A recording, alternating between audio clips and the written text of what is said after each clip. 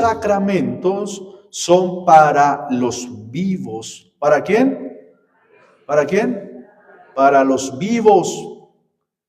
Si una persona o un niño recién nacido muere, no se puede bautizar porque es para los vivos.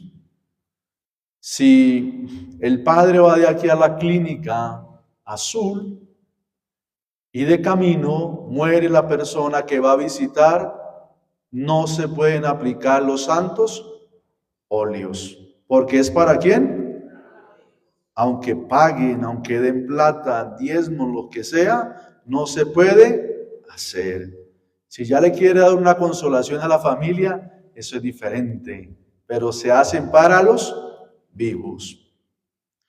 Hay sacramentos que solamente se hacen una vez e imprimen un carácter dentro de nuestra vida. Ello es el sacramento del bautismo. Usted no se puede volver a bautizar, solamente se bautiza ¿cuántas veces? Una vez. Así usted se cambie denominación religiosa o se vaya para otro lado, ¿qué pasa? ¿Usted ya ha sido qué? Bautizado, no necesita más bautismos, ya tiene el bautismo. Detállese que eso es importante. También uno se confirma una sola vez. Y el sacramento del matrimonio también se hace una vez, a no ser que se muera su cónyuge y usted ahí sí pueda volverse a casar. Pero se casa por la parte de la iglesia, porque los otros matrimonios, como el de la notaría, se hace un contrato. Usted hace una alianza, como cuando usted hace un contrato de trabajo. El día que no funcionó, chao. El día que le quieren pedir la casa, el apartamento donde usted está arrendando, también lo pueden sacar, le aplican el contrato. También pasa en la vida matrimonial cuando hacen estos matrimonios por los civiles. Es decir, que en cualquier momento se puede terminar. Eso se llama que en la iglesia se aplica una palabra que se llama indisoluble. Es decir, que el matrimonio no se puede disolver. Vamos ahí bien, ¿no? Todavía no he empezado la homilía, apenas estoy dando unas cositas para que vayamos entendiendo. El sacramento del orden sacerdotal, ¿sí? Porque nosotros en el bautismo, cuando nos ungen con el santo crisma, nos ponen aquí en la corona y nos dicen que sea sacerdote, profeta y rey hasta la vida eterna. Es decir, que ustedes, queridos fieles, participan del sacerdocio común, es decir, que ustedes no pueden celebrar los sacramentos, no pueden presidir la Eucaristía, no pueden casar, pero sí hacen parte de la iglesia, porque el ministerio que tenemos los sacerdotes es un ministerio ordenado. Y uno también se ordena una sola vez en la vida, una sola vez se ordena. Eso es importante tenerlo presente. Digamos algunas particularidades del sacramento del bautismo. Hay muchas personas que se hacen esta pregunta: ¿por qué bautizan a los niños pequeñitos? ¿No ve que Jesús se bautizó a los 33 años de edad? ¿Y por qué bautizan a los infantes? Pues lo que pasa es que quien trae a bautizar a su hijo, ¿quién es? La mamá y el papá. El padre no le dice: oiga, tiene que bautizar a su hijo. No le dice: vamos a hacer una campaña de bautismos para que traigan a los niños a bautizar. No, usted, papá y mamá, por voluntad propia, trajo a su hijo para hacerlo bautizar. Y usted tomó esa decisión. ¿Y por qué se bautizan pequeños?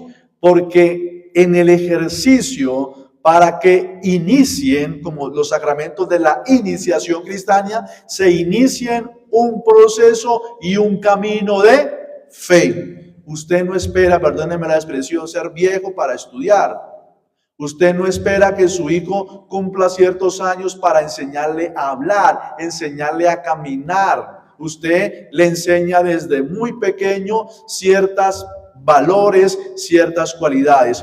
Pues, ¿qué sucedía en el tiempo más antiguo? Pues que cuando una persona nacía, no tenían la posibilidad como hoy tenemos, que después de usted de nacer, ¿cuántas vacunas le aplican?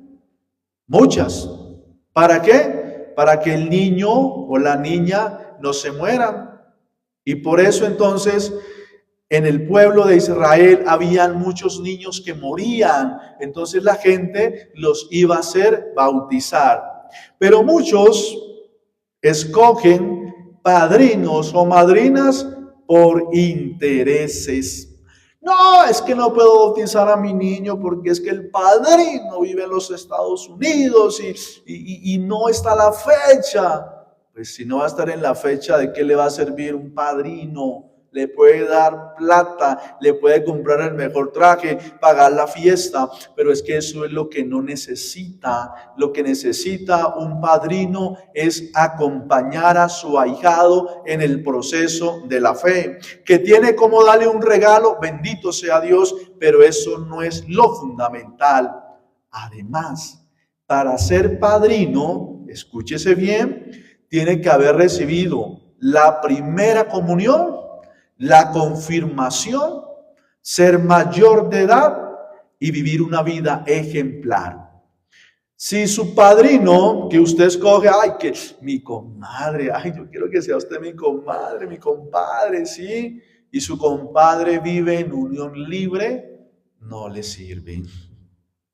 Que vive con otra persona que no es su mujer, que se ha divorciado y se ha ido con otra persona, no le sirve. Y no lo engañe, porque quien va a dar testimonio de su fe va a ser ¿quién? Su padrino. Por eso se les dice que sus padrinos los escojan en conciencia y no que porque me cae bien yo lo voy a escoger. También en el sagrado bautismo, estamos diciendo cosas muy generales para que podamos entrar ya en el sagrado bautismo, nosotros nos volvemos hijos adoptivos de Dios. Es decir, que recibimos el título de ser hijos de Dios. Aun cuando usted todavía no es bautizado, aunque nos critiquen nuestros hermanos, usted es una criatura de Dios. En cambio, cuando usted se bautiza, usted sube a la categoría de hijo de Dios. Por eso hay que hacer bautizar ¿a quién? A los niños y a las niñas. Ahora sí vamos a entrarnos en el Evangelio. Dice la palabra de Dios que el pueblo de Israel estaba vigilante, estaba atento a lo que estaba pasando con Juan el Bautista. Porque a Juan lo estaban confundiendo con el Mesías. ¿Y qué pasaba? Es que Juan era un buen predicador. Juan, ¿qué era? Era una persona que daba testimonio. Recuerden que dice que soy la voz que clamo en el desierto. Y también como Juan fue un personaje tan importante en la Sagrada Escritura de los profetas que une el Antiguo con el Nuevo, y también con Juan se nos prepara el camino del nacimiento de ¿quién? De Jesús, le prepara el camino, allana el sendero. Pues lo mismo el Señor está preparándonos a nosotros para que entremos con Jesús. Por eso lo confundían. Recuerde que él estaba predicando y le dice a Herodes que lo que está haciendo, viviendo con esa mujer, que no es lo más adecuado, y por eso lo mandan a decapitar por predicar. Por todas estas cosas que Juan el Bautista decía, entonces lo estaban confundiendo. Pero Juan dice claramente que él está bautizando con agua. ¿Con qué bautiza? Porque el agua limpia, el agua purifica.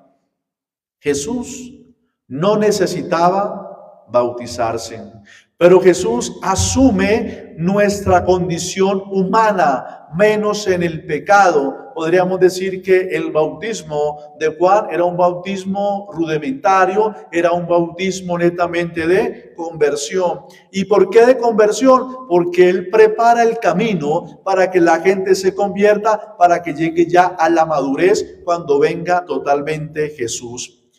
El bautismo no inició con el bautista, el bautismo lo aplicaban las culturas mucho más atrás, mucho más antes lo hacían. ¿Y cómo lo hacían? También lo hacían con un cuerno que derramaban sobre aceite sobre la persona, y entonces al derramar el aceite ya esta persona quedaba bautizada. El día de nuestro bautismo, nosotros le pertenecemos a Dios. ¿A quién le pertenecemos? Desde el día que usted se bautiza, usted ya es hijo de Dios. Digámoslo así, recibe ese título de hijo de Dios. Y con eso, usted se consagra al Señor desde ese día del bautismo. Pero entonces, las consagraciones que decimos al final de la Eucaristía, consagrémonos a la presencia de nuestra Madre María, bendita sea tu pureza y eternamente lo sea. Yo me preparé 33 días para la consagración, me preparé para la consagración del corazón inmaculado de María, me preparé para la consagración a San José, y entonces, ¿eso qué pasa? Lo que sucede es que esas consagraciones son devocionales, son devotas de nosotros o devotos que nos consagramos a quién, a la Virgen todos los días, porque la auténtica es el día de mi bautismo. Lo demás es para yo manifestar mi amor, mi corazón a la Virgen María o al santo de mi devoción. Pero es que solamente no se consagran las religiosas ni los sacerdotes. Todos nos consagramos desde el día en que hemos recibido este sagrado, digámoslo así, este sagrado bautismo, algo que nos hace grande a nosotros, que es este sacramento. Y Juan dice, pero viene el que es más fuerte que yo, a quien no merezco ni desatarle la correa de las sandalias de los pies. Sucedía que en el pueblo había una persona que se llamaba el Joel, y el Joel era el que estaba en sandalias, y era una persona fuerte, robusta, era el líder, era el que ejercía el poder sobre el clan, sobre las personas que tenían. Ese era reconocido como el Joel. Pero a medida que el Joel se iba envejeciendo, entonces, ¿qué pasaba? Esas sandalias se la daban a otra persona para que ejerciera el liderazgo a medida que iban disminuyendo sus fuerzas. Y esto tiene razón de ser, porque a medida que van pasando nuestros años, nosotros vamos perdiendo fuerza, vamos perdiendo vitalidad, vamos perdiendo muchas cosas, inclusive hasta motricidad.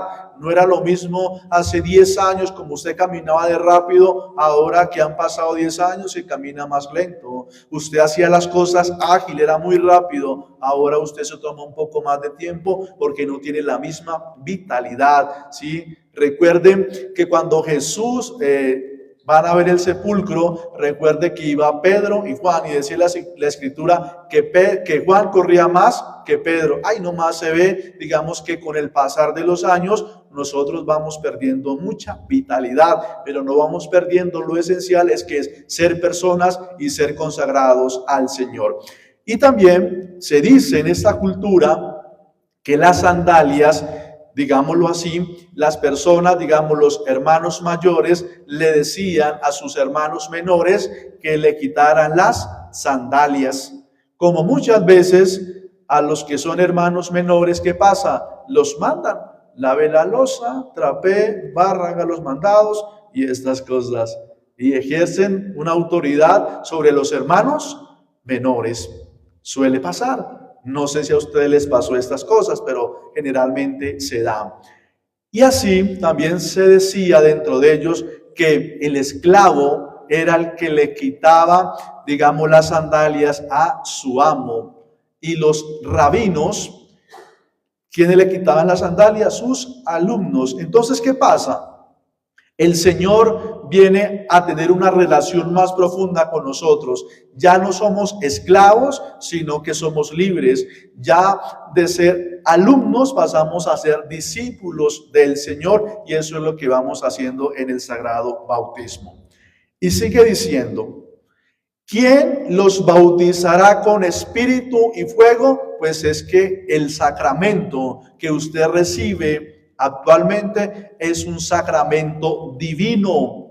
Es decir, que usted es bautizado en el nombre del Padre, del Hijo y del Espíritu Santo. ¿En el nombre de quién? De la Santísima Trinidad. Es bautizado. Qué bonito esto.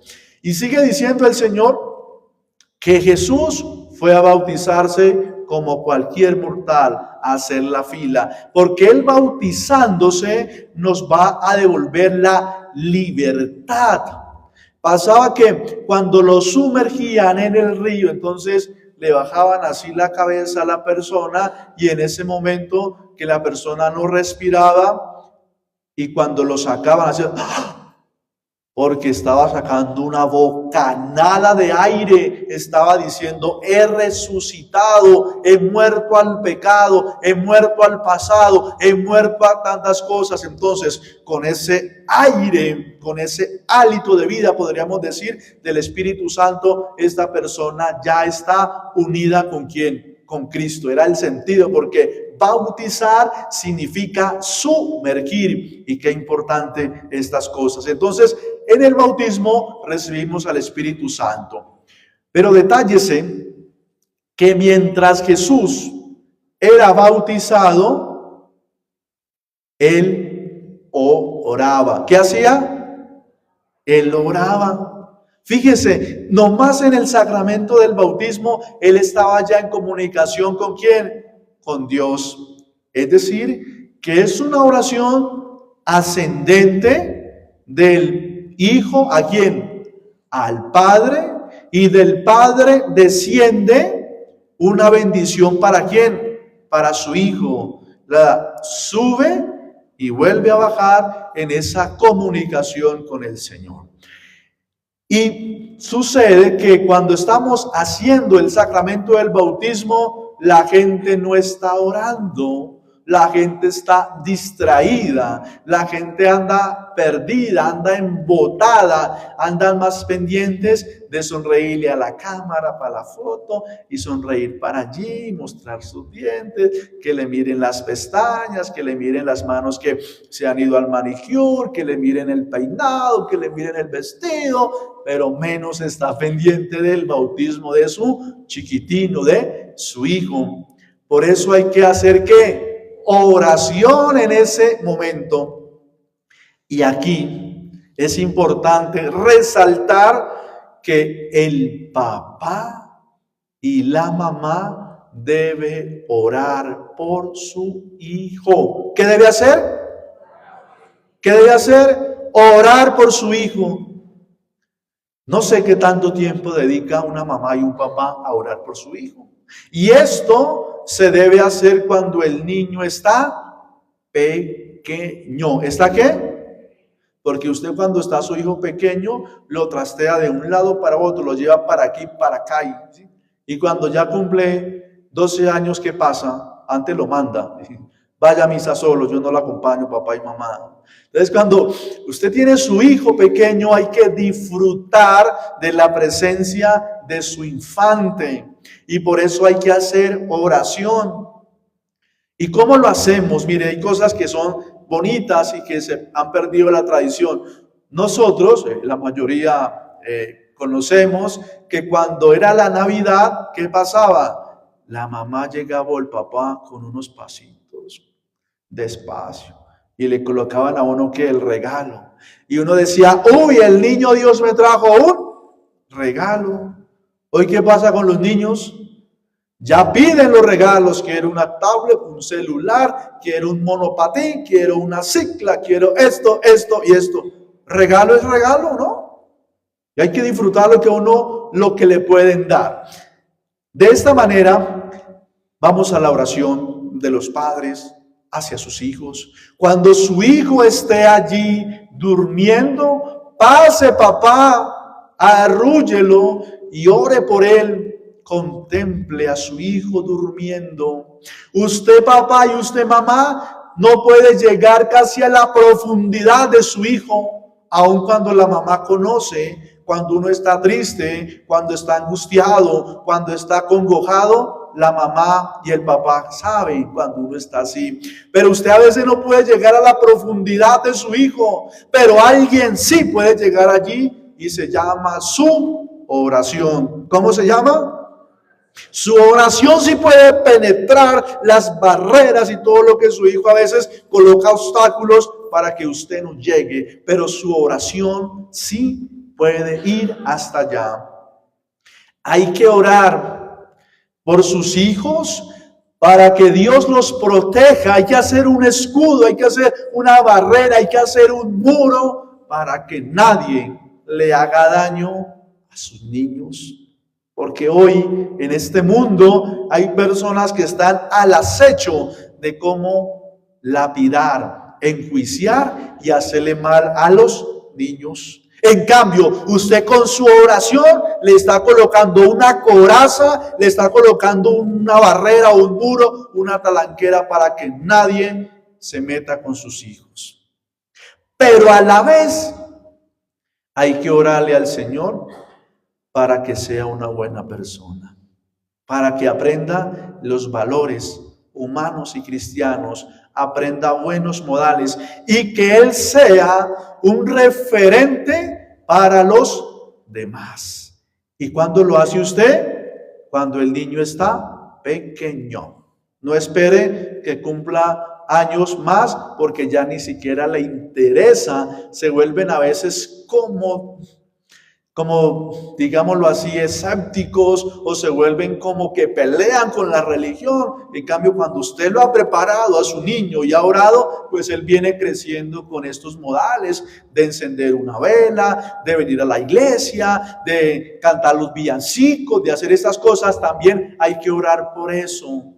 Pero a la vez también debe orar para que su hijo no sea mala influencia, no sea mala leche para los demás, porque las amistades de los niños y de los jóvenes muchas veces los llevan a la perdición, los llevan a la prostitución, los llevan al consumo de sustancias alucinógenas, los llevan a esos juegos de jugar en online por la noche, apostar plata y demás cosas, estar en los casinos y en otros lugares. ¿Por qué? Porque su amiguito y su amiguita lo conducen hacia allá y hace mala influencia él también, llevando a muchas personas a la perdición. Por eso hay que aclamarle al Señor. ¿Por quién? Por sus hijos. Oren para que su hijo sea una persona de prosperidad, sea una persona que tenga buena salud. Pídale al Señor, no dude, porque es que la oración de una mamá, la oración de un papá es bendita. Es que tan tiernos y tan queridos que se ven los padres cuando oran por sus hijos. Eso lo enternece a uno, eso lo llena a uno de mucha felicidad. Y muchas personas han llegado a tener grandes empresas y grandes cosas porque detrás de usted está su mamá, que está ahí como una guerrera, y el papá ahí como un león defendiéndolo de las acechanzas del maligno. Y usted a veces no le agradece lo que hace su papá. Seguimos. Así que mientras Jesús oraba, fíjese este detalle importantísimo. Se abrió el cielo. ¿Qué pasó? No están convencidos. Cuando un papá y una mamá ora, ¿qué pasa? Se abre ¿qué? El cielo en lluvia de bendiciones. Papá y mamá, mire lo que dice la Sagrada Escritura. Se abre el cielo. Créalo. Créale a la palabra de Dios que cada vez que usted ora por su hijo va a recibir bendiciones grandísimas. que nadie se la puede quitar, pero por eso hay que hacer de la familia unas familias orantes, entregadas al Señor, para que este mundo que anda a veces perdido, los hijos los puedan proteger de todas estas situaciones. Y así bajó el Espíritu Santo, y ese día del bautismo baja el Espíritu Santo sobre nosotros. Dice que bajó en forma de paloma y vino una voz.